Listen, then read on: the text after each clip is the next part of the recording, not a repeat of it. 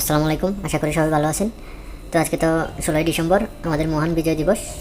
তো আমাদের বিজয় দিবস নিয়ে কিছু কথা ছিল। 1971 সালে আমরা তো যুদ্ধের কথা শুধু শুনছি, দেখি নাই।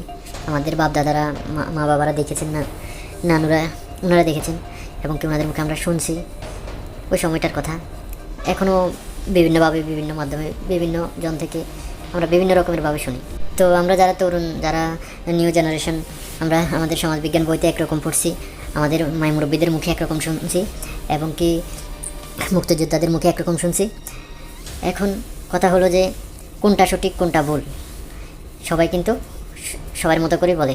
সবার মতো বলতে মানে হলো যে তারা যা পড়েছে, যা জেনেছে, যা দেখেছে তাই তারা বলে, এই আর কি। তো এতদিন আমরা বিভ্রান্তির মধ্যে ছিলাম, গত কয়েক শত বছর ধরে বিভ্রান্তি, এক একজন এক এক রকম। তো এখন বর্তমানে 2026 সালে এসে আমরা কিছুটা ভিন্ন রকম দেখতে পাচ্ছি। আমাদের বিজয় নাকি ভারতের বিজয়, আমাদের স্বাধীনতা নাকি ভারতেরও, তাদেরও নাকি অংশীদার। তো এর মানে কি, মানে আমার তো মাথায় ধরে নাই, এর মানে কি বোঝায়? আপনারা কি বুঝেন? এই বর্তমান সময়ের তরুণ প্রজন্ম কি বুঝে মূলত আসলে বিজয়টা কার? তাহলে কি আমাদের মুক্তিযুদ্ধের সঠিক ইতিহাস সবারই অজানা, নাকি এটা ধরে নিব ছিল কূটনৈতিক বহু চক্রান্ত আমার দেশকে নিয়ে, বাংলাদেশকে নিয়ে, যা ওই সময়ের আমার দেশের সহজ সরল মানুষগুলা বুঝতে পারে নাই? তাই তো আজও 1971 সালে সেই মুক্তিযুদ্ধকে নিয়ে 2025-26 সালে এসে বহু প্রশ্ন থেকে যায়, বহু জায়গায় বহু কথা, বহু আলোচনা, কোনো মিল নেই, কোনোটার সাথে কোনোটার মিল নেই।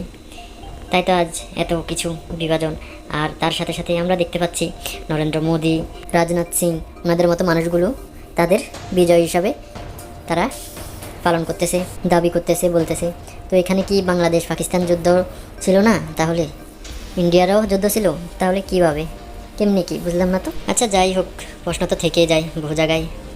তো বর্তমান তরুণ প্রজন্ম বোঝে না এমন না, হয়তো তারা যুদ্ধ দেখেনি, কিন্তু শুনেছে, জেনেছে, পড়েছে। তো এখন এটাই আর কি, যে সত্য কখনো ছাপা থাকে না। আর সবাই তো আর আমার মতো বোকা না, অনেকে আছে লেজেন্ড, ব্রিলিয়েন্ট, তাদের কথা তো ভিন্ন, তাদের বিষয় ভিন্ন।